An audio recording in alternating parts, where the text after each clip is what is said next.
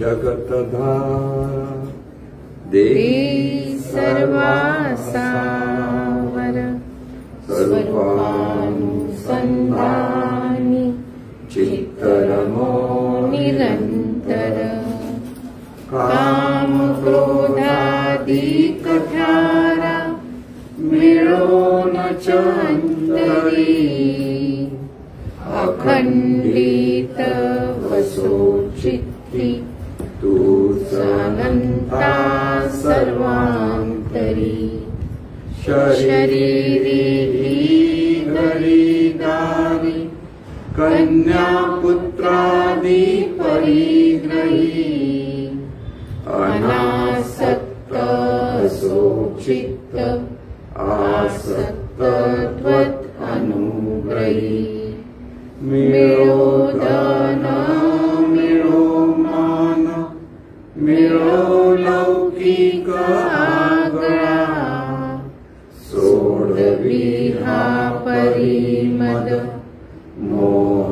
पाशांतुनी गळा असो भोग असो त्याग असो विद्या असो कला अविट पद पदमांची भाव भक्ती दे सकळा चराचर दिव्य रूप दिसो बाहेर अंतरी सर्वांचे भले व्हावे उच्चारो मन वैखरी मी माझे मावळो सर्व तू तुझे उगवता मी तूपणा जगन्नाथ हो एकची तत्वता देव भक्त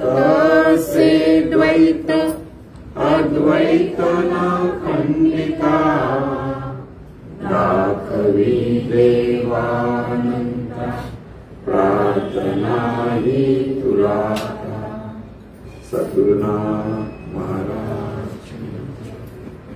सद्गुरु पैमावली मातोश्रीमा यांना प्रथम कृतज्ञपूर्वक वंदन आणि आपण सर्व सद्भक्त सत्श्रोते आपणा सर्वांना आदरपूर्वक नमस्कार। आजचा जो प्रश्न आहे माया विसर भ्रम कल्पना यामुळे परमार्थात नेमका काय घोटाळा होतो।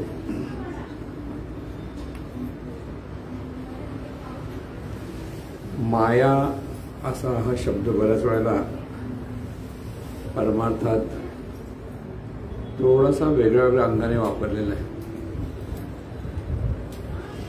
आणि त्यामुळे नेमका माया म्हणजे काय असाही बऱ्याच वेळेला प्रश्न पडला जातो। बऱ्याच वेळा असंही सांगितलं तर माया आहे असं म्हणावं तर ती नाही आणि नाही म्हटलं तर ती आहे म्हणजे नेमकं काय आहे माहीत नाही कळलं। म्हणजे मायेबद्दल जे बऱ्याच गोष्टी आपण म्हटलं तर तिथे मायेबद्दल काही सांगता येत नाही असं सांगितलं जातं आणि मायामुळेच शिवाला आपल्या शिवपणाचा विसर पडतो आणि तो जीव होतो। म्हणजे मुळात असलेली जी शुद्ध जाणीव आहे ती शुद्ध जाणीव देहाच्या द्वारे जेव्हा ती विश्वामध्ये प्रगट होते तर त्या प्रोसेसमध्ये हे शुद्ध जाणीवेलाच विसर पडतो। म्हणजे शुद्ध जाणीव म्हणजे शिव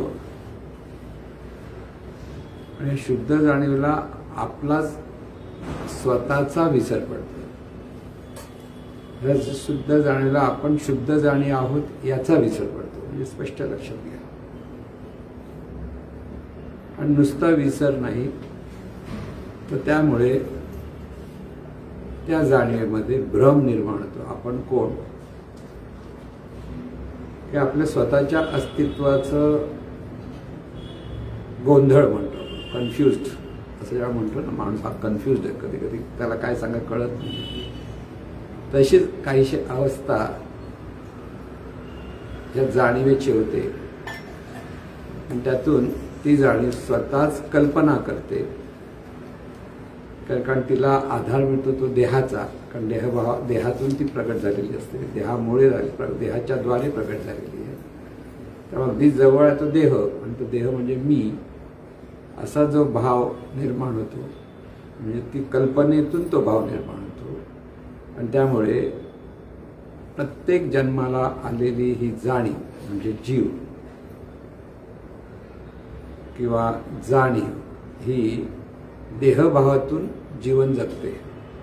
देहभाव प्रत्येक कोणी, पशु पक्षी कीटक, अगदी जे जे म्हणून जाणणारं तत्व म्हणून जे जे या विश्वामध्ये चर तत्व ज्याला आपण म्हणतो, हे सर्व जीवभावातून जन्माला येतात. म्हणजे आहे ती जाणीव आहे, पण ती स्वतःला देह समजते आणि देह म्हणजेच मी ह्या कल्पनेतून ती जीवन जगते. म्हणजे परमार्थ जो असा म्हटला जातो, तो हा परमार्थ म्हणजे हा जो जीवपणा आहे जाणीवेमध्ये, तो कल्पनेतून आहे. आणि ह्या कल्पनेतूनच सगळा जीवनामध्ये गोंधळ निर्माण होतो. म्हणजे आज इतर प्राणी मात्रांचं ठिकाण तर आहेच, पण मनुष्य स्वतःला अतिशय बुद्धिमान समजतो. तो प्रत्येक माणूस हा जीवभावात असतो, म्हणजे भ्रमिष्ठ अवस्थेत आहे. जीवभाव म्हणजे भ्रमिष्ठ. ऐसे भ्रमाचे लक्षण विसरे आपणा आपण. म्हणजे हा भ्रमिष्ठपणा का, तर हा जाणीवेला स्वतःच्या सत्य अस्तित्वाचा विसर आहे. आणि हे कशामुळे आहे, त्यालाच माया म्हणतात. म्हणजे याला कारण काय, विसरतो कसा आपण, तर शास्त्रामुळे म्हणतात मायेमुळे. म्हणजे माया आहे असं सिद्ध होतं ना, माया आहे म्हणून हे झालं. मग दाखवा म्हटलं तर दाखवता येत नाही, म्हणून ती आहे म्हणता येत नाही, नाही म्हणता येत नाही, असं उत्तर दिलं जातं. कारण जितकी जाणीव सूक्ष्म आहे तितकीच माया सुद्धा सूक्ष्म आहे. जसं जाणीवेला दाखवता येत नाही, म्हणजे वेगळेपणाने पाहता येत नाही, तसंच मायेच्या बाबतीत पण तेच होतं असं म्हटलं जातं. ते मी सांगतो. आधी आपल्याला माया माया म्हणताना म्हणजे ह्याला जे स्वरूप आहे त्या स्वरूपालाही मूळ माया म्हणतात. आता इथे माया काय आणि ते काय असा प्रश्न होतो. आणि ज्या स्वरूपातून हे सगळं विश्वरूप निर्माण झालं, तर सर्व विश्वरूपाला गुणमाया म्हणतात.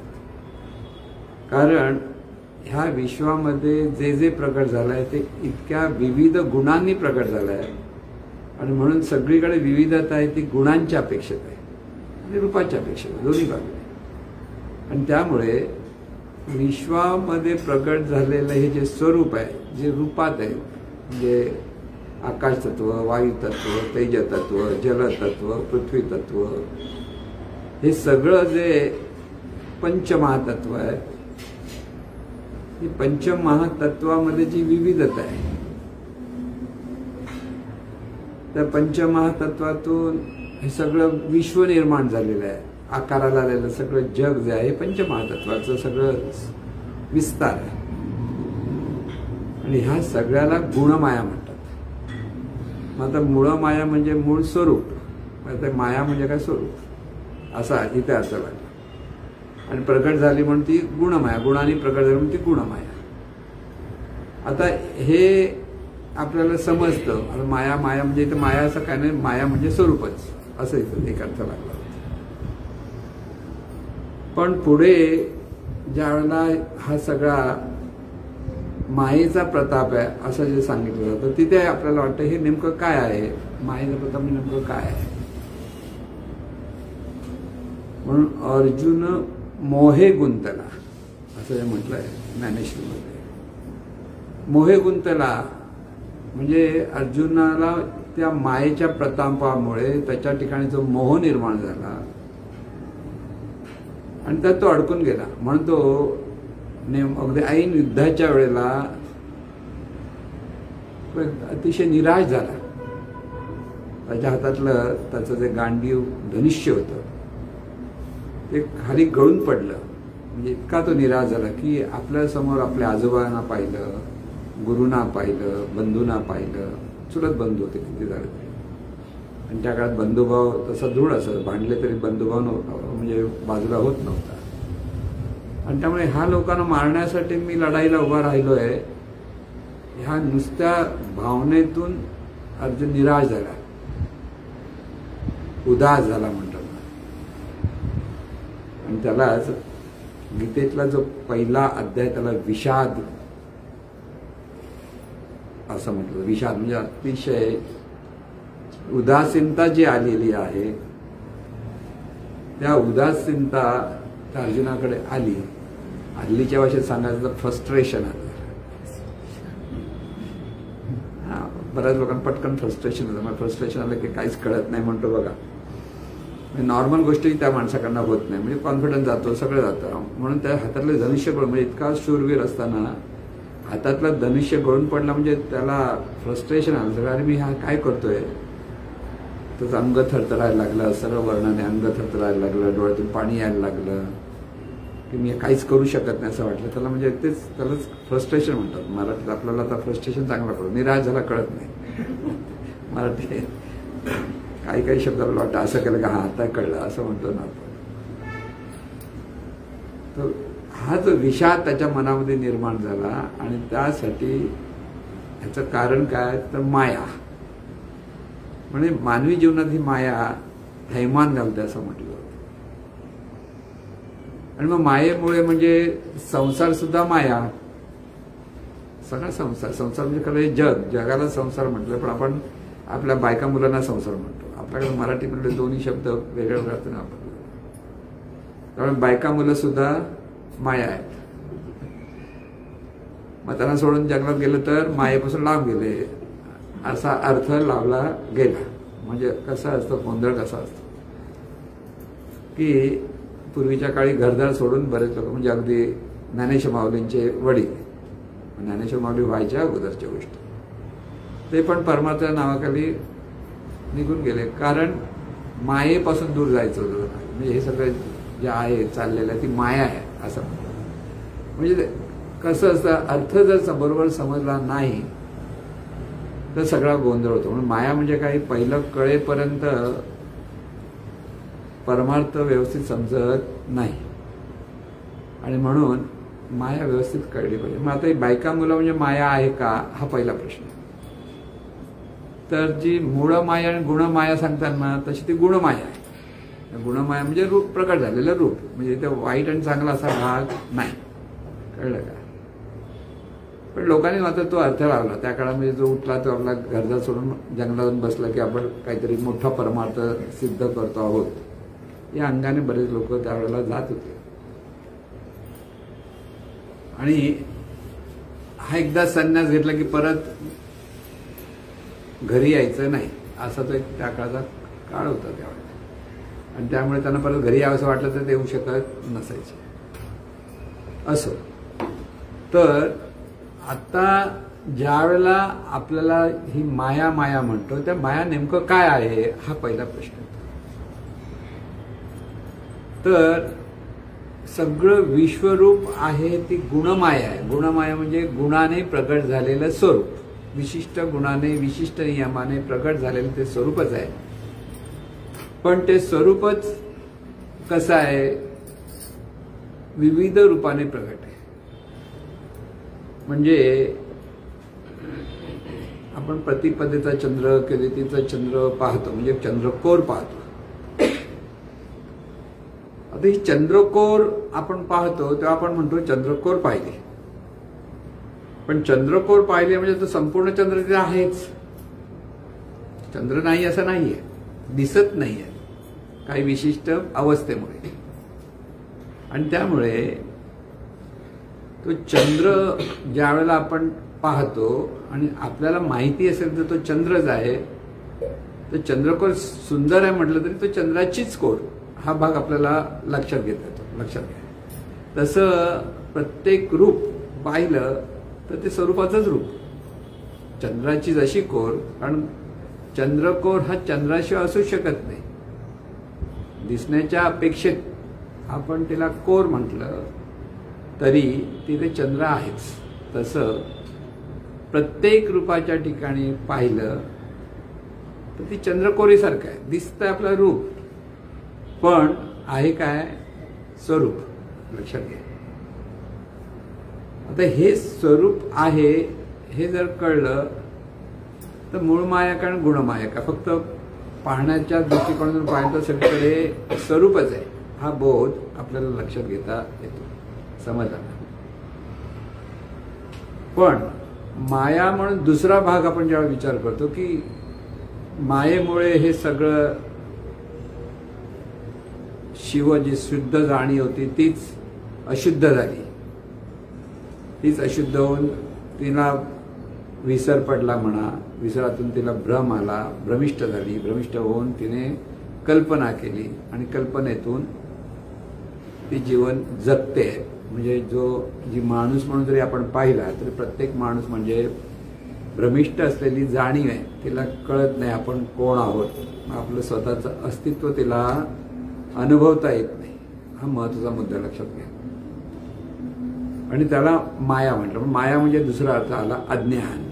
लक्षात घ्या. एक एक अर्थ जर आपण बघायला गेलो की हे जे सगळं विसर आहे, भ्रम आहे, कल्पना आहे, म्हणजे हे कशामुळे होतं, हे अज्ञान प्रकट झालं. नेमकं आपल्याला त्या जाणीवेला ज्ञान नाही आपण कोण आहोत, आणि म्हणून तिच्याकडे जे अज्ञान प्रकट झालं त्यालाही माया म्हणतात. अज्ञानातून ह्या सगळ्या गोष्टी निर्माण. तर ते ज्ञान झालं तर काय होईल, त्याचं रूपांतर सगळं परत येऊ शकतं. म्हणजे महाराजांनी एक सुंदर उदाहरण देतं. एखादा राजा आहे आणि त्या राजाला वेड लागला, आणि वेड लागला नुसता वेड नाही झाला, तो स्वतःला भिकारी समजायला लागला. आणि राज्यातच तो राज सिंहासन उठला आणि सगळ्यांना भीक मागायला लागला. आता हा भिकारी झाला. खरोखर तो भिकारी आहे का, नाही, खरोखर तो राजाच आहे. त्याला कोणी भिकारी केला नाही. तो स्वतःच्या कल्पनेतून भ्रमिष्टपणा आला. त्याला वेड लागला म्हणजे भ्रमिष्टपणा, आणि भ्रमिष्टपणाने त्याने कल्पना केली की तो भिकारी आहे. आता जर भिकारी पण जाण्यासाठी नेमकं काय केलं पाहिजे, पूजा अर्चा केली पाहिजे की गंडे दोरे बांधले पाहिजेत, नाही, त्याच्याकडे असलेलं वेड बाजूला झालं पाहिजे. त्याच्याकडे जे अज्ञान आहे, आज तो भिकारी आहे, त्याला तिथे परत तो राजाच आहे हे त्याला समजेपर्यंत तो भिकाऱ्यासारखा भीक मागेल. पण सगळेजण त्याला राजा म्हणून मान देणार, कारण सगळ्यांना तो राजाच आहे. तसं मुळात आपण म्हणून सगळे जे आपण स्वतःला जे काही आज समजत आहोत, प्रत्येक जण शरीराच्या अपेक्षेत, नावाच्या अपेक्षेत, जातीच्या अपेक्षेत, धर्माच्या अपेक्षेत, ती सगळं कल्पनेचा विस्तार आहे. पहिला कल्पना म्हणजे मी देह ही कल्पना केली. मग मी देह ही कल्पना केल्यानंतर देहाला ठेवलेलं नाव आहे ते माझं, हे कल्पना. बरं, देहाला ठेवलेलं नाव म्हटल्यानंतर नातेवाईक आले, आई आले, वडील आले, भाऊ आले, बहीण आलं. आता त्यांच्याशी आपला संबंध म्हणून ही माझी माणसं असायला. आजूबाजू मित्रमंडळी आली, शेजारी पाजारी आले, म्हणजे अनेक आजूबाजू ज्यावेळेला आलं त्यावेळेला सुद्धा आपले शेजारी आहेत का, आपले कोण आहेत की माझे तो एक भाग आला. पण तिथे काही लोकांशी पटला नाही तर हे माझे नाहीत, हे माझे, हे सुद्धा विस्तार जेव्हा कल्पनेचा झाला, त्या कल्पनेच्या विस्तारातून प्रत्येक माणूस जीवन जगतोय की तो स्वतःला अमुक नावाचा, जातीचा, धर्माचा, पंथाचा समजतो. आणि त्याच्यातून इतरांकडे पाहताना ते आपल्या धर्माचे असेल तर आपले, दुसऱ्या धर्माचे आपले नाहीत, आपल्या सगळ्या भाषा बोलणार तर आपल्या भाषा नाही बोलणार तर आपल्याला कळत नाही, असं जेव्हा म्हटलं जातं की इथे मनुष्यपणा पण मनुष्याचाच द्वेष करायला लागतो कल्पनेतून. आता मनुष्याचा द्वेष करतो म्हणजे नेमकं काय करतो, वेडेपणातून समोरचा मनुष्य आणि आपण हे एकाच स्वरूपातून प्रगट झालेलो आहोत ह्याचा विसर आहे. आपण कुठून आलो कळत नाही ना. त्या विसरातून तुझे द्वेष मत्सर सगळं काही निर्माण झाले आणि ह्या द्वेष मत्सर निर्माणातूनच जगामध्ये भांडण तंटे शत्रुत्व सगळा जो प्रकार आहे तो सगळा मायेचा विस्तार आहे. मायेचा विस्तार म्हटलं की दुसऱ्या बाजूने कल्पनेचा विस्तार आहे. लक्षात घ्या, कल्पना आहे. कल्पनेतूनच माणसं सगळं घर बीर आपला आपण म्हणतो ना, कल्पना करतो असं झालं की माझं हे माझं नाही हे माझं. आणि त्यामुळे जो खरा आनंद चाखायचा असतो तोच माणसाला म्हणजे त्याच्या ठिकाणी असलेल्या जाणीवेला आपल्या स्वरूपानंद त्याला चाखता येत नाहीये, त्याला पाहता येत नाही, समजत नाही. कारण तो त्या राजासारखा भिकारी झाला. राजा आहे पण भिकारी पण इतकं पकडून बसलाय की त्याच्यातून त्याला बाहेर पडता येत नाही. म्हणून माया म्हणजे काय परत प्रश्न पडतो. आता हे सगळं सांगितलं तरी परत माया म्हणजे काय, तर माया म्हणजे अगदी सोप्या भाषेत समजलं तर अगदी कळेल की इथे माझं की मी देह हा जो भाव आपल्याकडे आहे तीच माया आहे. अज्ञान कसला आहे, माझं घर, माझी मुलं, माझे आई वडील, आता हे सगळं जे माझं करून माझेपणाची सत्ता हा जीव गाजवायला लागतो आणि त्याला म्हणतात माया. आधी हा स्वतःलाच ओळखत नाही मी म्हणून कोण, आणि दुसऱ्यांनाही ओळखत नाही. तो पण मी देह म्हणतो, समोरचे पण देह म्हणजे मी, ते देह ते वेगळे वेगळे त्या देहाच्या अस्तित्वात प्रत्येकाला पाहतो. आणि त्याच्यातून हे मी आणि माझं जे सुरू झालेलं आहे ना, ते मी माझे पण हाच मायेचा प्रताप आहे. माया दुसऱ्या बाजूने कल्पनेचा प्रताप म्हणतात ना. कल्पना म्हणजे पण माया, विसर म्हणजे पण माया, भ्रम म्हणजे सुद्धा माया. कारण माया विस्तारली, विसर भ्रम आणि कल्पना.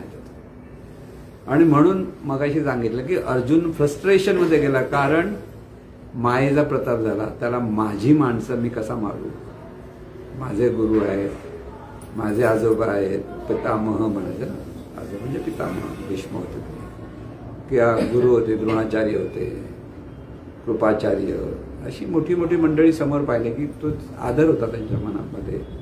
ते माझे आहेत आणि त्यांच्यावर मी त्यांच्यावर मी युद्ध करू. बरोबर आहे ना. त्याला प्रश्न विचार का चुकला काय, आपणच आपल्या माणसानं मारायचं कसं, म्हणजे असं काही त्याला बाहेरून काय असं झालं नाही. खरोखरच ती त्या काळात एकमेकाबद्दल आदर होता, पितामहांबद्दल आदर होता, द्रोणाचार्यांबद्दल गुरु म्हणून आदर होता, कृपाचार्यांबद्दल का आदर होता. हे सगळं जो आदर होता कशातून, देहाच्या अपेक्षेत एकमेकाला जी ओळख धारण केली जाते त्याच्यातून. लक्षात घ्या. आणि त्यामुळे ते माझेच म्हटलं म्हणून त्यांच्याशी मी लढाई करणार कसा, त्यापेक्षा मी संन्यास घेतो म्हणाले. त्याच वेळेला संन्यास घेतो म्हणजे त्यांच्यापासून ह्या गोष्टीवर मला लढाईच नाही करायची. आणि तोपर्यंत कृष्ण शांतच बसला होता. हा काय बोलतो तो ऐकतच बसला. कारण लढाईला आत्ताच परीक्षेला माणूस बसतोय आणि लगेच अरे मला परीक्षाच द्यायची नाही असं होतं ना. काय केलं मला नाही समजत नाही, मला आठवत नाही, काही नाही असं घाबरून करतात ना. तशी अवस्था त्या अर्जुनाची झाली होती. आणि हा अर्जुन आता युद्ध काय करणार, फ्रस्ट्रेशन राहिलेला माणूस असं झालं ना. आणि ज्या वेळेला श्रीकृष्ण गपचूप बसलेला बघितला, कारण श्रीकृष्णावर त्याची श्रद्धा होती. एका बाजूने मित्र जरी म्हटलं तरी एक श्रद्धा होती. आणि एवढं सगळं सांगितलं हे कसं आहे, मी त्यापेक्षा मी संन्यास घेईन, युद्ध करणं किती पाप आहे, हे सगळं तो भरभर बोलायला लागला त्याच्या संस्कारातून. आणि कृष्ण नुसतं ऐकत बसला होता. जेव्हा त्याला कळलं की मी सगळं सांगतो आणि कृष्ण काहीच बोलत नाही, तो शांतपणे आपलं ऐकत बसला. काय बोल तुझं बोल. तेव्हा तो म्हणाला की अरे बाबा तू माझा गुरु आहेस आणि मी तुझा शिष्य आहे, तर तू मला मार्गदर्शन कर. जेव्हा शिष्यत्व अर्जुनाने त्या कन्फ्युज अवस्थेत त्याला तेवढी तरी एक बुद्धी झाली की श्रीकृष्णावर त्याची श्रद्धा होती. जरी मित्र म्हटला तरी त्याला त्याच्या तो ज्ञानी आहे त्याला चांगलं कळत होतं. आणि त्यामुळे त्याने श्रीकृष्णाला तो शरण गेला की तू मला आता वाचव, मला काय तुझं काय म्हणणं आहे, मी म्हटलेलं चला या सगळं सांगतोय. आणि त्यावेळेला सगळं जे सांगितलं गेलं त्याला म्हटलंय भगवद्गीता. की इथे हा सगळा मायेचा प्रताप आहे. हा माय अर्जुन मोहे गुंतला असं म्हटलंय ना, की माझं माझं ते त्याला जे वाटतं. तर मुळात अर्जुन कोण आहे? तर अर्जुन म्हणजे नेहमीच्या भाषेत आपण म्हटलं तर आत्मतत्व म्हटलं जातं. आणि त्यालाच आपण जाणीव शब्द वापरतो. जाणणारं तत्व. प्रत्येक देहातून हे जाणणारं तत्व आहे, त्यालाच आत्मतत्व म्हणतात. म्हणजे आत्मतत्व स्पष्ट कळत नाही, पण जाणणारं तत्व म्हटलं की चांगलं कळू शकतं. माझं प्रत्येकाकडे जाणणं चालू आहे. आणि हे जाणणं जे चालू आहे, जाणणारं तत्व, ते देहाच्या द्वारे कार्यरत आहे. देहाच्या द्वारे कार्यरत म्हणून देहाच्या अपेक्षेत ही सगळी नाती होती. पण ज्या वेळेला युद्ध कशासाठी झालं सुरू, नेहमीच्या भाषेत घेतलं गेलं तर माझं राज्य आणि तुझं राज्य हेतूनच युद्ध सुरू झालं. प्रॉपर्टीमध्ये आपण म्हणतो की नाही, आता कोर्टात जाऊन युद्ध करतात लोक. वर्षानुवर्ष प्रॉपर्टी झाली, युद्ध चालू असतं.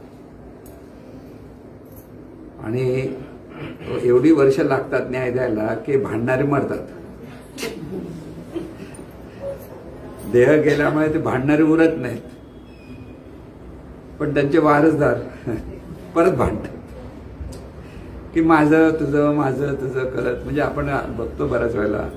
आता मुलांना तरी शहाणपण आलं होतं, बाबा वाडवडिलांनी काहीतरी भांडणं चालू आहेत, प्रॉपर्टी त्यांनी कमवलेलीच नाही, त्यांनी वारसा हक्काने आपल्याला मिळालेली प्रॉपर्टी ती माझी करत बसतात.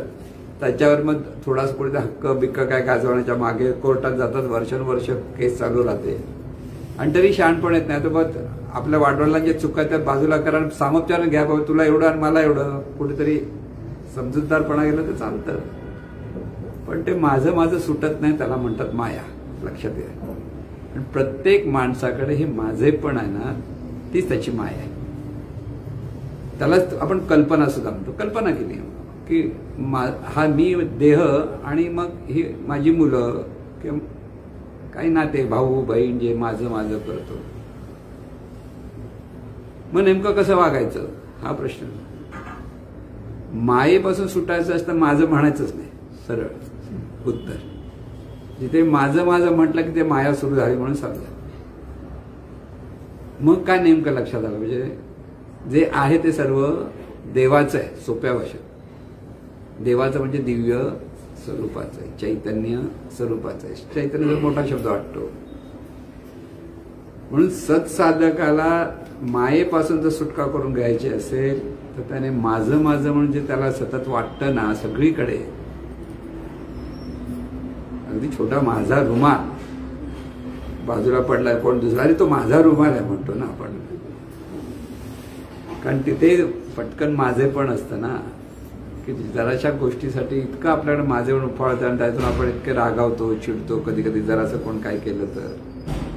आणि तीच माया आहे की जगात दुःख निर्माण करते ती माया.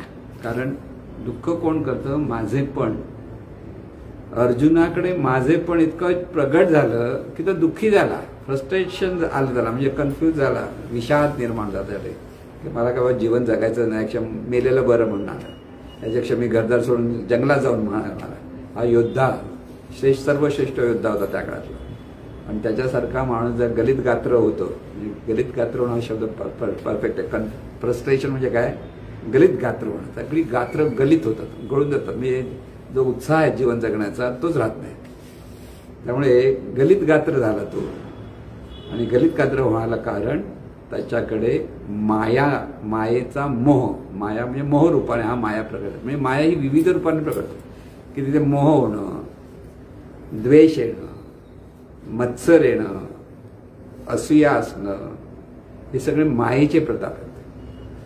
म्हणजे दोन आता माणसं सगळी समूहाने एकत्र जरी झाली तरी जेव्हा एकमेकाबद्दल स्पर्धा निर्माण होते आणि स्पर्धेतून असूया निर्माण होते, असूया जर नकारात्मक बाजूने गेली तर तिथे द्वेष मत्सर तयार होतो. आणि तीच असूया ईर्षेच्या बाजूने गेली तर तिथे त्या माणसाची प्रगती पण होते.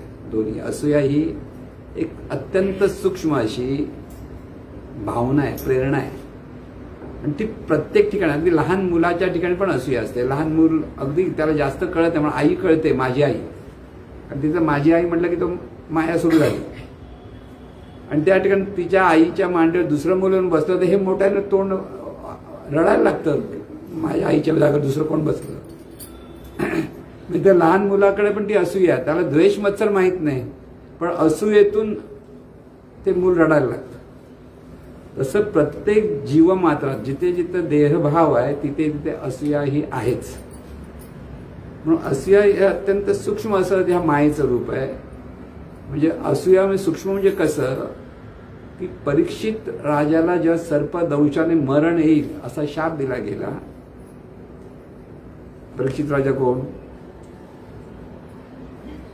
कोण माहिती आहे की नाही?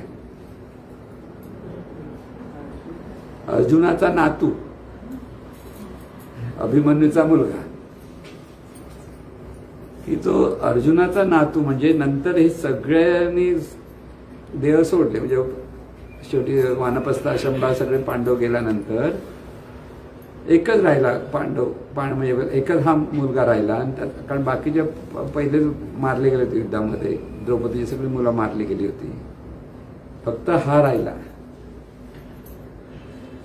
आता क्रिया जर बघायला गेला ना, हा नियमाने कसं विश्व चाललेलं आहे हे तिथे पण कळतं. द्रौपदीने इतका द्वेष मनामध्ये आला, ही सुद्धा मायाचा, म्हणजे महायुद्ध झालं ही सुद्धा मायाच. ज्यावेळेला कुरुक्षेत्रावर झालं, कारण द्रौपदीने प्रतिज्ञा केली होती की ज्या दुःशासनाने तिचं वस्त्र खेचायचा प्रयत्न केला त्यावेळेला तिने सांगितलं होतं की जोपर्यंत ह्या दुःशासनाला मारणार नाही त्याच्या रक्ताने माझं वेणी, तिने रक्त आपले केस मोकळे ठेवले. आणि प्रत्येक वेळा पांडवांना तो द्वेष जागृत करून दाखवते, काय मी केस बांधत नाही, जोपर्यंत तू त्याला मारून त्याचा रक्ताने माझी वेणी बांधत नाहीस. केवढा मोठा द्वेष, माणसाच्या ठिकाणी द्वेष किती येतो. तशी ज्यावेळेला आपण म्हणतो द्रौपदी म्हणजे महानायिका या महाभारतातली, एवढी उच्च अवस्थेला असताना सुद्धा त्याच्याकडे इतका प्रचंड द्वेष निर्माण झाला. आणि ह्याच्यातून हे युद्ध सुरू झालं. म्हणजे नुसतं गावं मिळत नाही, राज्य मिळत नाही म्हणून द्वेष नाही, तिथून भांडणदंड ते होतेच, त्याच्या धुसफूस होती, पण मोठा द्वेष द्रौपदीला आला. तिने दुर्योधनाच्या मांडी दाखवून दुर्योधनाची मांडी फोडून दे म्हणून भीमाला आवाहन केलं की म्हणजे एकेकाला मारून टाक, इतकं म्हणजे इतका द्वेष माणसाकडे जो असतो, तो द्वेषातून हे दुःख निर्माण झालं. हे सगळं मायाचा विस्तार म्हणतो ते हे सांगतोय आपण. माया कशी माणूस किती वरच्या म्हणजे वाईट थराला जातो. द्रौपदी म्हणजे अगदी कृष्णाची सखी असं म्हटलं जातं. कृष्ण आणि त्या दोघांमध्ये इतकं प्रेम होतं की द्रौपदीसाठी कृष्ण सगळा तिकडे आला होता त्यांना मदत करायला, तिच्या सगळं. आणि तिचं लग्न पण कृष्णाने लावून दिलं होतं पाचांबरोबर. पाचांची पान होते ते त्यावेळेला ती प्रथा नव्हती, पहिलीच प्रथा झाली तिथे. लग्न एकाच मुलाबरोबर होतं ना, एकच नवरा असतो, पण पहिली प्रथा तिथे द्रौपदीला 5 पांडवांबरोबर 5 भावांबरोबर तिचं लग्न झालं. आणि त्यामुळे युपीमध्ये जर मोठा भाऊ मरण पावला तर त्याची बायको म्हणजे दुसऱ्या भाऊ तिच्याशी लग्न करतो. ही पद्धत आहे अजूनही. आई चांगली, एका बाजून चांगली, कारण बिचारी अशी अचानक जर नवरा वारला आणि तिला काहीच जर आधार नसेल तर दुसरा भाऊ तिथे आधार द्यायला असेल तर तो आधार, तो बरोबर होतं. पण इथेही तसंच झालं. आणि ती जी द्रौपदी, तिच्याकडे जो हा द्वेष इतका प्रचंड निर्माण झाला, त्याच्यातूनच हे युद्ध निर्माण झालं. आणि तिच्या द्वेषाच्या कारणामुळे त्या वाईट तिने सगळ्यांना मारण्याचा विचार करून तिच्या स्वतःची मुलं मारली गेली. 5च्या 5 मुलं होती द्रौपदीला, आणि त्या 5 मुलांना अश्वत्थामाने मारलं, पांडव समजून. म्हणजे कशी एक एक परिस्थिती, ऍक्शन रिॲक्शन कशी असते ती मी तुम्हाला सांगतो. आणि म्हणून आपण मायेच्या प्रभावाखाली जेव्हा जातो, म्हणजे माझं माझं माझं माझं इतकं आपल्याकडे घट्ट असतं, त्या माझेपणातून विकार निर्माण होतात. म्हणजे पहिली असूया असते प्रत्येकाबद्दल. म्हणजे साध्या गोष्टीत अगदी 2 मित्र असेल तर एका मित्राला पहिला नंबर आणि दुसरा मागे आला तर असूया निर्माण झाली, मला का नाही मिळालं. मग वाईट असं नसतं, पण त्याने जर पॉझिटिव्ह घेतला, त्याने असा अभ्यास केला, मी तसाच अभ्यास केला तर मलाही मिळू शकतो. तर ती पॉझिटिव्हिटी आली तर तीच असूया ईर्ष्या रूपाने प्रगती साधते. त्याला मिळतं मलाही मिळू शकतं, मी अभ्यास केला मलाही कळू शकतं, हे जेव्हा कळतं तेव्हा ती असूयाच प्रगतीसाठी उपयोगी पडते. पण ती नकारात्मक होते तर तिथून मत्सर निर्माण होतो, मग मत्सर करायला. मग दुर्योधन नेहमी ह्या पाची भावंडांचा मत्सर का करत होता? कारण अगोदर तो मोठा भाऊ म्हणून त्याला राज्य मिळणं 100% सगळं झालं होतं. पण युधिष्ठिर त्याच्यापेक्षाही मोठा, वयाने मोठा म्हटलं की मोठ्या भावाला राज्य मिळायचं. त्यामुळे युधिष्ठिरचा म्हणजे ह्या सगळ्या पाची भावांचा तो मत्सर करायला लागला. मत्सरातून तो द्वेष करायला लागला, द्वेषातून तो मारायला बघितला, म्हणजे त्याने तो घातपात करायच्या मागे लागला होता. हे सगळं असूयेतून निर्माण झालं, नकारात्मक दृष्टिकोनातून. बघा, पॉझिटिव्हिटी घेतलं असतं तर ते अधिक चांगलं झालं असतं, म्हणजे महाभारत वेगळ्या पद्धतीने ऐकलं असतं आपण. पण जगामध्ये ही माया कशी आहे हे दाखवण्यासाठी तर महाभारत आहे. आज आपल्याकडे आजही हीच परिस्थिती आहे. मग बदलली आहे, बदललेली नाही. लोक शहाणे होत नाही, बिघडायचं पटकन समजतात. आजही युद्ध बघतो आपण सगळीकडे, ती माया आहे सगळी. तुझा माझा देश, तुझा देश, ह्याच्यातून अख्खी पृथ्वी कोणाची आहे? त्या चैतन्य स्वरूपाची, परमेश्वर. आणि त्यात माणूस म्हणतो माझी जागा तुझी जागा, माझी जागा तुझी जागा, एवढी आमची सीमा तेवढी तुमची सीमा. म्हणजे माणूस हे सगळे भेदभाव जो निर्माण करतो, जसं देशाची सीमा, तशी गावची सीमा, तशी आपल्या घराची सीमा. घराघरात कंपाऊंडमध्ये, आमच्या कंपाऊंडमध्ये घुसायचं नाही असं म्हणतो ना, की हे सगळं जे आहे ते माझेपण आहे. लक्षात घ्या, माझेपण किती विस्तारलेलं आहे आणि किती आपल्या हृदयात म्हणजे जाणीव घट्ट बसलेलं आहे. तर ह्या मायेपासून सुटका करायची असेल तर पहिलं माझं म्हणायला सोडून द्या. सोडून द्या म्हणजे वरवर माझं नाही म्हणायचं नाही आणि मनात मात्र माझं म्हणायचं असं. तुम्हाला जर माझे पण बघायचं असेल ना, कोणाच्या घरात पाहुणे म्हणून जा आणि तिथली एखादी वस्तू उचलायची. अरे ही माझी वस्तू कुठून आणली तुम्ही? इथे माझी आहे म्हणून उचलायला लागा. एक साधा घड्याळ बिडाळ काय येतं 300-400 रुपये. तिकडच्या लोकांचे चेहरे बघा कसे होतील. एक तर म्हणजे काय माणूस आहे, कसं काय आमची वस्तू घेऊन जातो असं जे वाटतं ना, आपली वस्तू वाटते ना. तर ते माझेपण आहे प्रत्येकाकडे, आणि हे माझेपण हीच माया. लक्षात घ्या, म्हणजे देहभाव ही सुद्धा माया. म्हणजे हे मायेचा सगळा आविष्कार आहे, प्रताप आहे, की प्रगटीकरण अशा वेगळ्या वेगळ्या पद्धतीने झालेलं आहे आणि इतकं खोलवर झालेलं आहे सगळीकडे की त्या माझेपणातून सर्वसाधारण माणसाला, प्रापंचिक माणसाला सुटका होत नाही. तर प्रपंच करणाऱ्या माणसाला माझेपण सुटत नाही. त्यामुळे प्रत्येक माणसाला माझं आणि तुझं हे सुरूच आहे. आणि माझे तुझं सुरू असल्यामुळे सगळा हा जगा मायेचा विस्तार म्हटलाय. जग हा वेडाचा पसारा म्हणतात, तो म्हणजे मायेचा पसारा आहे. आणि त्याच्यातूनच हे सगळं दुःख निर्माण झालं. मग ह्याचा दोष कोणाचा? परमेश्वराला स्वतःकडे तो दोष सांगायचा म्हणून तो मायेचा म्हणतो. काय गंमत आहे बघा, काय डोकं आहे त्याचं. परमेश्वराला काय कामधंदे करायची वेळ होते का? विसर पाडायची गरज काय? असं वाटतं परमेश्वर मी नाही काय केलं, हे मायेने केलं. लक्षात घ्या, म्हणजे स्वतःवर दोषारोप घ्यायचा नाही. दोषारोप कोणावर? माया. म्हणून माया दाखवता येत नाही, पण तिच्यामुळे झालं. म्हणजे तुमच्या घरामध्ये काहीतरी कोणीतरी वस्तू घेऊन गेला, सांगून गेला की मी नंतर आणून देतो, आणि मग परत तुम्ही त्याच्याकडे गेला, रे ती वस्तू तू मी तर नाही पाहून नेली असं म्हटलं तुम्ही उडाल ना. अरे मी तो म्हणाले काय सांगतो, मी तर नाहीच नेली आहे. माझ्यामुळे कसं तुला काहीतरी दृष्टीभ्रम झाला की काय? मी आलो आणि घेऊन गेलो असं जे असतं ना, ती माया. कळलं? मग तो माणूस स्वतः मुक्त झाला ना दोषावरून. तसं हे चैतन्य स्वरूपांचं म्हणजे आता इथे गंमत आहे, कृष्णाला मायापती म्हणतात. कृष्ण म्हणजे खरं स्वरूपाचं स्वरूपच सगुणातून बघायचा तो श्रीकृष्ण असं बघितलं. पूर्णावतार म्हणतात, म्हणजे सर्व अंगाने तो पूर्णत्व आहे. आणि तो मायापती, तो मायेत गुंतत नाही म्हणून तो मायापती. त्याला कसलीच मायेत गुंतते. सगळीकडे लहानपणी तिथे खेळला, गोपिकांबरोबर खेळला, गोपींबरोबर खेळला. परत जायच्या वेळेला मथुरेला गेला, परत मागे वळून बघितलं पण नाही लेखाचा एक अजिबात. आपण आता गेला, आपण अरे आपल्या गावचे जायला पाहिजे ना, अजिबात नाही गेला. मायापती कशातच गुंतत नाही, पण सगळीकडे येतो आणि सगळीकडे जातो, सगळा आनंद करतो. आता त्याला महायुद्धाच्या वेळेला यायची गरज काय होती? पण मायापती. गुंतायचं कशात नाही, कारण त्याला माहिती आहे हे कोण कोण अडकलं त्यांना बाजूला करायचा प्रयत्न तो करत होता. म्हणजे इथे त्याला मायापती म्हणतं त्याचं जीवन जर बघितलं तर तो कशात होतो, हसून खेळून आनंदाने राहायचा. बरं युद्धाच्या वेळेला नुसतं पांडुरंगाकडे नाही, तो कौरवांकडे पण जायचा. संध्याकाळ झालं ना की फिरायला जायचा. मग कर्णाला कसा आहे तो, कारण त्याला युद्ध करायला दिलं नव्हतं. भीष्माने सांगितलं मी जोपर्यंत तू नाही युद्ध कर तर मी करणार. म्हणजे एकमेकामध्ये कसं हे असतं. आणि दोघं एकाच गुरूंचे शिष्य, परशुरामाचं शिष्य भीष्म आणि परशुरामाचं शिष्य कर्ण. पण कर्णाला म्हटलं, त्यांनी सांगितलं जर कर्ण युद्ध करायचं असं मी नाही करणार. तर त्या सगळ्यांना माहिती होतं भीष्म महापराक्रमी आहे, कर्ण पण पराक्रमी आहे, पण पहिला मान भीष्माला दिला. आणि तो तिथे युद्धभूमीवर होता पण युद्ध करायला येत नव्हता. मग हा वरती वाटला, अरे तुला युद्ध करायला मिळत नाही. म्हणजे म्हणतात ना कसा तो होता की एकमेकाची मायेचा जो प्रताप म्हणतो ना, तो एकमेकाच्या मनामधले असूया कशी बाहेर काढत होता की त्याला असा राग यायचा. कारण तो युद्ध करणारा माणूस, त्याला म्हणतो तू युद्ध नाही करतो, बसून राहायचा फक्त टीव्ही बघत बसायचं. क्रिकेट ना विराट कोहली तू खेळायचा तू बसून बघ, तर त्याला राग किती येईल. तशी गत त्याची होती. आणि असा तो जाऊन सगळ्यांना भेटून यायचा, अगदी सगळ्यांपर्यंत, अगदी दुर्योधनाला पण भेटायचा.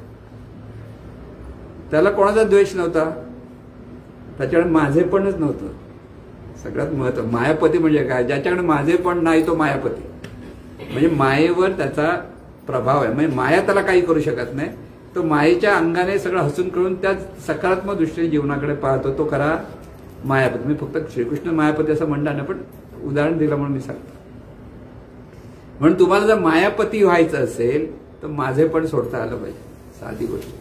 पण माझेपण पटकन सुटत नाही, लक्षात ठेवा. पण मुद्दाम प्रयोग करायचा, हे माझं माझं नाही, माझं माझं नाही. म्हणजे आता रजनी रिटायर्ड झाली, माझं ऑफिस गेलं, कुठे तिचं ऑफिस आता साधी गोष्ट. माझं माझं पण किती वर्ष राहिली तिथे, 37 वर्ष माझं ऑफिसला, मी माझ्या ऑफिसला जाते 37 वर्ष. आज शेवटचं तारीख झाली, संपली, आली बाहेर, तिथं माझं कुठे. तर तिला बरेच लोक वाटत, तुला वाईट वाटत असेल ना. हो, माझे पण असे तर वाईट वाटेल, पण आता तिच्याकडे माझे पण उरलं नाही असं म्हणायचं. पण ते माझे पण त्या ऑफिसच्या बाबतीत नाही, पण बाकीच्या गोष्टी आहे की नाही. त्यामुळे तिथे जी असूया असते ना, ते मायेचंच एक सूक्ष्म रूप आहे. ते म्हणजे परीक्षित राजाची गोष्टी सांगायची राहिली मगाची. तो परीक्षित राजा, त्याला सर्पदंशन मरण पावणं म्हणून त्याने काय आयडिया केली, आपल्या आजूबाजूला मोठा खंदक खणला की पाण्याचा मोठा प्रवाह की त्यातून सर्प येऊ शकणार. मग सर्प येऊ शकणार नाही, कुठचा एक साधा साप पण येऊ शकणार नाही, अशी सगळी नियोजन करून मस्त की राजवाड्यात बसला. आणि साप येऊ शकत नव्हता, असं सगळं नियोजन केलं. आता त्या काळात पण एक बोरं विकणारी बाई आली. आपली बोरं असतात ना, साधी बोरं असतात ती, चना म्हणा, चनिया मनिया बोर म्हणतात ना, तो छोटा बोरचा. आता मला आश्चर्य वाटतो, तो राजा राजवाड्यात बसला, ही खाली अरे बोरं घ्या करत आली. जसं आता आपण 5व्या माळावर जर बोरं घ्या आपलं ऐकू पण येणार नाही, ह्याला कसं ऐकवायला देव जाणे. गोष्टी कशा असतात मी तुम्हाला ते सांगतो. आता राजवाडा, आता त्या एका बोरावाल्या बाईला आतमध्ये सोडतील तरी का राजाचे सैनिक, अजिबात नाही. पण राजाने ऐकलं, कोणत्या त्याला बोरं खायची इच्छा झाली. प्रारब्ध कसं आपल्या जीवनात प्रकट, म्हणजे हे सगळं मायेमुळे होतं, हे लक्षात घ्या. तुम्हाला गमती येते, जीवन बघायला ही मायेचा विस्तार आहे. आणि ज्ञानातून बघायला लागला तुम्ही हसायला लागता, आणि तेच देहभावातून बघायला तुम्ही दुःखी होता. दृष्टी बदलली पाहिजे. त्याला इच्छा झाली, त्याने झाले बोलवतेला बोरं गेला. त्या बोरामध्ये एक कीड होती. तो कीड म्हणजे तो तक्षक होता, सर्पांचा राजा. तो बोर काढली तर कीड बाहेर आला. तो बघायला बघता तो झाला मोठा आणि त्याने दंश केला. दंश केल्याबरोबर मृत्यू पावला. गोष्ट ती संपत नाही परत. त्या परीक्षेचा मुलगा, नाव माहितीये कोणाला, काय महाभारत वाचत नाही.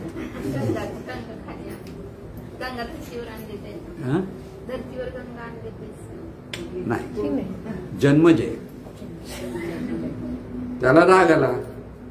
त्याने काय केलं, यज्ञ सुरू केला. सगळे सर्प त्या यज्ञामध्ये येऊन मरून पडायला लागले. हे भडभड. म्हणजे त्याने असा महायज्ञ केला की जे धरतीवर जेवढे सर्प असतील ते मरून पडतील. आता तो सरपंचा राजा वासुकी परत तो घाबरला. गमतीच्या गोष्टी आहेत सगळ्या. आणि तो मग देवाला म्हणजे विष्णूला की कोणाला तरी शरण गेला, बाबा वाचव, हा काय करतो. सगळं सर्पाचं माझा संहार व्हायला लागला, सगळ्या वंशच संपूर्ण संपायला लागला. आणि तिथे काहीतरी त्यांनी शेवटी तो यज्ञ थांबवला आणि तो वाचला. ती गोष्ट परत संपत नाही. आता त्याच्याकडे एवढ्या सगळ्या बिल्डिंग झाल्या, सर्प कुठे उरले लक्षात घ्या. आता सर्प शोधावं लागतं ना, जंगलात जाऊन बघावं लागतं. इथे एखादा साप आला, अरे साप आला जाऊन एवढे मोठे आवाज करतो. तिथे उठेल सुटेल तिथे सर्प होते पूर्वीच्या काळात. पूर्वीच्या काळामध्ये अर्जुन पण एकदा त्या सर्पांच्या विरुद्ध लढाईला गेला होता. म्हणजे नवीन हस्तिनापूर तयार व्हायचं होतं त्यावेळेला तिथल्या सर्पाने गायीना पळवून नेलं होतं. ते सर्प पण गायीना कसे पळवतात माहित नाही, पण आहे ऐकलेलं. मग त्याला राग आला आणि बिचारा त्यावेळेला कसं होतं, 5 पांडव होते. त्यामुळे द्रौपदी अमुक एक महिने एकेका पतीबरोबर राहायची. आणि त्यावेळेला दुसरं होतं की समजा ज्याच्याबरोबर ती राहणार त्या दुसऱ्या भावाने तिथे यायचं नाही अजिबात त्या महालात. आणि नेमकं ह्याचं धनुष्य त्या युधिष्ठिरच्या दालनात होतं, जिथं युधिष्ठिर आणि द्रौपदी त्यांचा वेळ होते. तिथे गेल्यामुळे त्याला संन्यास घ्यावा लागला. त्याला संन्यास घ्यायला पाठवला. तिथे ह्या सगळ्या गोष्टी एक म्हणजे म्हणून म्हटलं ना, ह्या गोष्टी ऐकायला तुम्हाला इथून इथे गेलो तिथून तिथे गेलो कळायला कठीण होतं. पण ह्या सगळा मायेचा प्रताप. थोडक्यात मी सांगतो या गोष्टी म्हणजे काय, महाभारत म्हणजे माया कशी जीवनामध्ये थैमान घालते. आणि तिथे फक्त हा श्रीकृष्ण फक्त हसत हसत सगळं बघत, बाकीचे सगळे गुंतलेले होते. कळलं ना. म्हणून तुम्हाला माझं म्हणायचं नाही. सगळ्याचं उत्तर काय, जे माझं म्हटलं की मायेत गुंतलात म्हणून समजा. म्हणून माझी मुलगा किंवा माझी मुलगी नाही, ती माझं ते देवाची मुलगी. काय लक्षात घ्या, काय म्हणतो लक्षात घ्या. सोपं आहे, पॉझिटिव्हली आहे. जर मायेपासून सुटका करायची असेल तर ते माझं नाहीये, आहे तो कोणाचं, देवाचं आहे. चैतन्य स्वरूपातून सगळं निर्माण झालंय. प्रत्येक देव निर्माण करून झाला, त्या माणसाने निर्माण केला. माणूस निर्माणच करू शकत नाही. अजूनही ते अजून चाललंय, टेक्नॉलॉजी करतील, आणखीन पुढे जातील. पण माणसासारखा माणूस निर्माण करायला तेवढी शक्यता नाही, कारण ते स्वरूपातून निर्माण होणं ती एक विशिष्ट सहजता आहे. त्यामुळे प्रत्येक रूप हे त्या चैतन्य स्वरूपाचं आहे, म्हणजे देवाचं आहे. हा साधा अर्थ आपण कडे देवाचा. म्हणून हा माझा मुलगा नाही, तो देवाचा मुलगा, देवाची मुलगी, चैतन्य स्वरूपाचा म्हणा, देवाचं म्हणा. की हे जेव्हा आपण ह्या पद्धतीने जेव्हा पाहायला लागतो तेव्हा तिथे माझे पण कमी होतं आणि देवाचा म्हणून आदरपूर्वक सगळा सांभाळ पडतो. दोन्ही बघा, देवत्वाचा भाव असला पाहिजे. देवाचा म्हणजे सर्व जे आहे जीवन कोणाचं आहे, देवाचं आहे. देवाचं म्हणजे दिव्य स्वरूपाचं, कारण दिव्य स्वरूपातून सगळं निर्माण झालंय. आपलं जीवन कुठून झालंय, आपण कुठून झालोय, दिव्य स्वरूप. म्हणून आता दिव्य स्वरूपाचंही विसरतात आणि मग आपल्याला मूल झालं पाहिजे का, तर आपलं नाव चालवायला पाहिजे असा एक भाव येतो. म्हणजे हा पण देव, ही पण मायाच. आमचं नाव चालायला पाहिजे ना, मग मुली जर तर मुलगा पाहिजे. आणि मुलगा कशाला पाहिजे, नाव कोण घालणार. पण मला एकाने असं विचार, नाव चालवायला म्हणजे तुझ्या पंजोबाचं नाव माहितीये का तुला, नाही माहिती. मग त्याचं नाव चालवत तू नाही तर तुझ्या मुलगा आणखी नाव चालवायला काय पडलंय. पण त्या कल्पनेतून आपण मुलं पाहिजेत, लग्न झालं पाहिजे. आता लग्न पण झालंच पाहिजे असं एक आहे ना, लग्न झाले बापरे, लग्न नाही असं काही नाहीये. पण समाज असा आहे, समाज व्यवस्था आहे, समाज व्यवस्थेसाठी लग्न व्यवस्था योग्य आहे, सगळं आहे. पण व्हायलाच पाहिजे, मुलं झालीच पाहिजे. हा जो काही आहे तो सगळा मायेचा प्रताप आहे. लक्षात घ्या, तिथे माझं निर्माण होतं, तिथे माया आहे. प्रत्येकाला जीवन जगण्याचा एक अधिकार आहे. प्रत्येक माणूस आला की त्याला जीवन जगण्याचा अधिकार आहे. तो अधिकार दुसऱ्यांवर गाजवायचा नाही, एवढंच कळलं पाहिजे. त्या अधिकारातून आपण सर्वांना आनंद देण्याचा प्रयत्न केला तर इथे मायेचा प्रभाव पडत नाही. माझं म्हणून जेव्हा आपल्याला वाटायला लागतं आणि ते माझेपणातून सगळं जेव्हा होतं तेव्हा माणसाच्या ठिकाणी सगळे विकार निर्माण होतात. माझेपणाचं, माझे मनाचं का नाही झालं, मला विकार निर्माण झाला, मला राग आला, चिड आली. जिथे माझंच नाही तर मला विकार कशाला आला पाहिजे. आपण नेहमी उदाहरण देतो की आपण रिझर्वेशन करतो ट्रेनमध्ये, नुसतं कोणत्या त्या ट्रेनवर गेल्या गेल्या बसलेला बघितला आपल्या डोक्याचा माझ्या जागेवर थोड्याच 1 तासासाठी 4 तासासाठी तो ट्रेनमध्ये जाणं, ते माझं कुठे आलं? ट्रेनच विकत घेतल्यासारखं भांडतो ना आपण. हे माझेपण आहे आपल्याला. म्हणून म्हणतो ना, विकार पटकन निर्माण होतात, ते माझेपणातून होतात. आणि ते माझं नाहीये, ते हे कोणाचं आहे? तर दिव्य स्वरूपाचं आहे, देवाचं आहे, की चैतन्य स्वरूपाचं आहे. हा बोध आपल्या अंतःकरणात पक्का झाला पाहिजे. सगळ्यांचं भलं झालं पाहिजे, फक्त माझ्या मुलाचं भलं झालं पाहिजे, माझ्या मुलीचं भलं झालं पाहिजे, माझेपणातून येतात. आपल्याला म्हणा माझ्या मुलाचं भलं झालं, की माझ्या मुलाला चांगलं झालं पाहिजे, हे सगळं आहे प्रत्येकाचं. पण हे भलं झालं पाहिजे म्हणजे सगळ्यांचंच भलं झालं पाहिजे हा का नाही विचार आहे? शेजारचा मुलगा आहे की 2 मित्र आहेत, 3 मित्र आहेत, 4 मित्र आहेत, तरी माझ्या मुलाचाच पहिला नंबर आला पाहिजे. आणि सगळ्यांना मिळू देत ना. सगळ्यांच्या बाबतीत जो प्रयत्न करेल, जो करेल तो पुढे जाईल. जेव्हा हे सगळी दिव्य स्वरूपाची रूप आहेत, हे सगळ्या जाणणारं जे तत्व म्हणतो आपण देहातून, ते एका चैतन्य स्वरूपाची रूप आहेत. हा जर बोध आपल्याला पक्का झाला तर आपल्याकडचा असूया, द्वेष, मत्सर हे सगळे विकार बाजूला. अगदी काम, क्रोध, लोभ, मोह, मद, मत्सरातून सुटका काढायची असेल तर माझे पण बाजूला गेलं पाहिजे. सोपा उपाय आहे की नाही? सोपा. घरी गेलं माझं म्हणायचं नाही. तिथे माझं म्हटलं की मोह सुरू झाला, माया सुरू झाली आणि तिथे दुःख निर्माण होतं. बघा, आपली मुलं बाहेर गावी गेली तर आपल्या आईला दुःख होणार, साहजिक. पण साहजिक म्हणजे काय? माया येते. अरे दिव्य स्वरूपाची रूप आहे, जो अगदी सुखी झाला बा झाला. सुख तो आपल्याबरोबर राहायला का म्हणजे सुखी होण्यासाठी. आपण एकमेकावर एकत्र राहायला सुखी होणं चांगली गोष्ट आहे ना, वाईट काहीच नाही. पण बा त्याची प्रगतीसाठी तो गेला, जातोय, चांगला आहे, आनंद झाला पाहिजे ना. पण तिथे मनात दुःख असतं. होम सिकनेस काय? तो माझेपण. बाहेरगाव गेलं तर होम सिकनेस येतो ना. तो होम सिकनेस येतो, त्याला खरा अर्थ काय? माझेपण आहे. म्हणजे ही सगळीकडे तुम्ही सूक्ष्मपणे पाहायला गेला, सगळ्याला कारणीभूत माझेपण आहे, म्हणजेच माया. माया कळत नाही, मिळत नाही असं काही नाही. ते आपल्या लक्षात येत नव्हतं आतापर्यंत. आता जर लक्षात आलं की सगळं मी माझं म्हणतो ना, तीच माया आहे. माझं म्हणून काहीच नाही, कारण मीच नाहीये. आता मीच नाही म्हणजे काय? देह म्हणजे मी, हा जो भाव आपल्याकडे आहे तोच खरं नाहीये, ती पण कल्पनाच आहे. आता देह आहे तोपर्यंत मी करतो. देह एकदा तू बाजूला झालास तर कुठे मी म्हणणारा उरत नाही. देह आडवा पडला, काहीच बोलता येत नाही त्याला. माझं संपलं. मग मी माझं कोण करतं? देह करतो की जाणीव करते? जोपर्यंत देहात आहे तोपर्यंत मी माझं होतं, तर देहापासून ती जाणीव बाजूला झाला, नेणीवेत गेली. एकदा ती देहापासून जाणीव बाजूला गेली तर नेणी स्वरूप होते. नेणी स्वरूप झाली की माझं म्हणून करा, तो उठतच नाही. मग त्याला काही बोला ना तुम्ही, आदरपूर्वक बोला, किंवा भांडला होतास तुम्हाला, समजला का? असं पण भांडणारे लोक आहेत. पण मी कसा द्वेष मत्सर असतो मी तुम्हाला सांगतो. म्हणजे कशा गमती आहेत त्या. गमती म्हणण्यापेक्षा वाईट पण वाटतं. राजावाडी मॉर्च्युरीमध्ये एक ऑफिसर्स होते. मॉर्च्युरी म्हणजे पीएम सेंटर म्हणतात. पीएम सेंटर म्हणजे मृत्यू अचानक गेल्यानंतर तिथे पोस्टमार्टम, पीएम म्हणजे पोस्टमार्टम सेंटर, मॉर्च्युरी असं. एकदम स्ट्रिक्ट होते. आणि ते जे काम करणारे असतात मॉर्च्युरी वाहून, ते सगळे जास्त दारू पितात. कारण असं काय दारू प्यायला वेळ असा. आपला एक चांगला नामदार तिथे आहे राजावाडीमध्ये, नाम आहे म्हणून बघा. तो नाही पित, मला माहित नाही तो पित नाही असं मी समजतो, काय माहित. पण तो तिथे चांगला आहे तसं बोलायला, कारण जीवन देताना बघितलं त्याला आपण येतो. तर बरीच मंडळी, तर ते ना, तो ऑफिसर तो इतका स्ट्रिक्ट होता ना, त्यांना आरडाओरडा करताना सगळं व्यवस्थित ठेवा, बॉडी व्यवस्थित ठेवा, कारण बॉडी वाटेल टाकतात. पीएम सेंटरमध्ये बॉडी म्हणजे टाकणं म्हणजे जर बघितलं त्याचे कपडे सगळे काढून टाकले जातात. आणि आतमध्ये ते कोल्ड रूम आहे, तो पीएम मॉर्च्युरी म्हणजे कोल्ड रूम असतो, त्यात टाकतात. आता तिथे 25-20-25ची जी कॅपॅसिटी आहे, तर माणसं एवढी मरतात, तिथे 100-150 माणसं राहतात. तर काय वाईट परिस्थिती असेल ती बघा. आणि त्याच्यातून ते फक्त लेबल लावलेले असतात सगळ्यांना. ते ओळखायचं कसं? त्यांनी नाव 1 नंबर 8, 2 नंबर 8, 4 नंबर असं काहीतरी असं. तो म्हणजे ज्याला खूप अहंकार आहे ना, मी असा आहे तसा आहे, त्याला एक दिवस तिथे आतमध्ये घेऊन जायचं. बघ कशी अवस्था आहे इथे. एवढं त्यामुळे तो स्ट्रिक असल्यामुळे ह्या लोकांचा त्याचा राग होता. आणि एक दिवस बिचाराच्या मय कोण जो ऑफिसर होता, हार्ट अटॅक करून त्यावेळेला हा ना काय आनंद, आता काय करणार तू?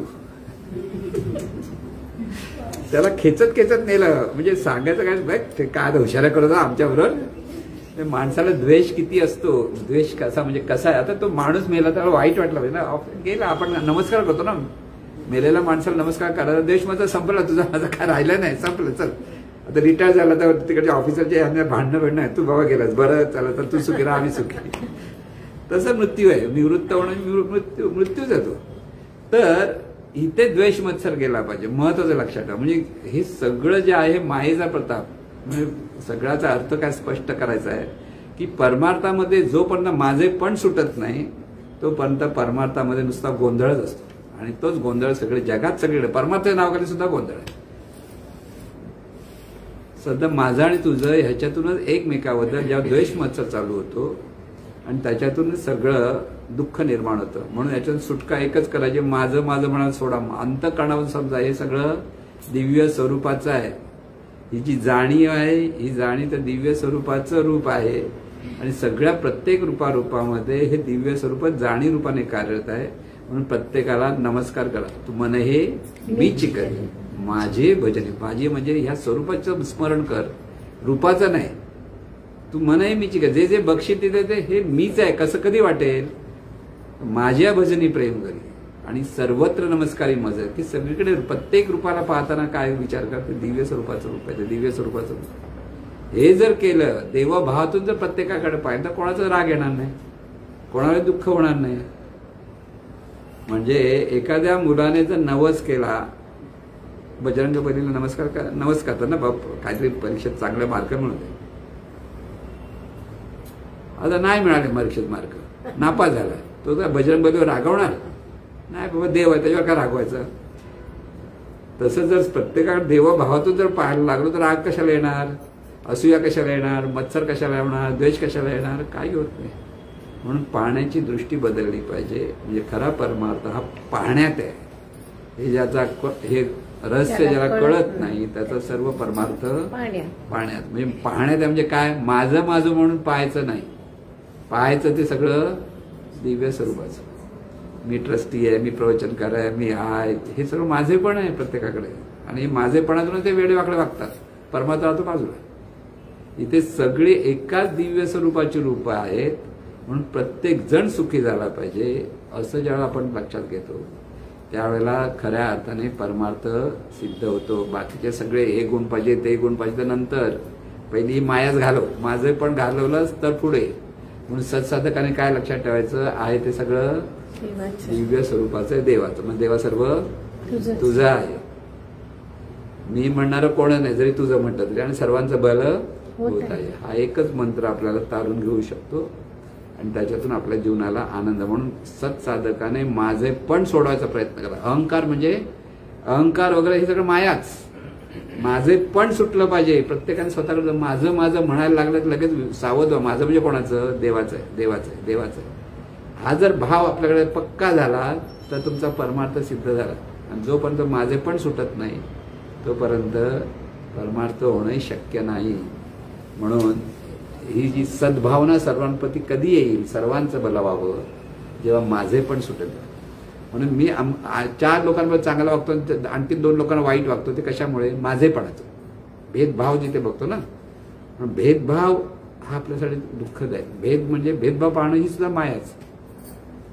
सब भूमी गोपाल की असं संत सांगतात ना. सर्व जे जे आहे ते गोपाळ. गोपाळ म्हणजे श्रीकृष्णाची दिव्य स्वरूपाचं. किंवा वासुदेव नांदे चराचरी. म्हणजे ही जर भावना असेल की चराचरामध्ये कोण आहे, देवच आहे. वासुदेव म्हणजे श्रीकृष्ण किंवा देव दिव्य स्वरूप. म्हणजे हे सर्व दिव्य स्वरूपाचंच आहे. हा जितका दृढ भाव होत जाईल तितका भेदभाव जाईल, तितकं माझे पण दूर होईल आणि तितकाच परमार्थ सिद्ध होईल. आणि असा सिद्ध आपल्या सर्वांचा हो अशी सद्गुरूचरणी प्रार्थना. हे ईश्वरा सर्वांना चांगली बुद्धी दे, आरोग्य दे. सर्वांना सुखात आनंदात ऐश्वर्यात ठेव. सर्वांचं भलं कर, कल्याण कर, रक्षण कर आणि तुझे गोड नाम मुखात अखंड राहू दे. सद्गुरुनाथ महाराज की जय.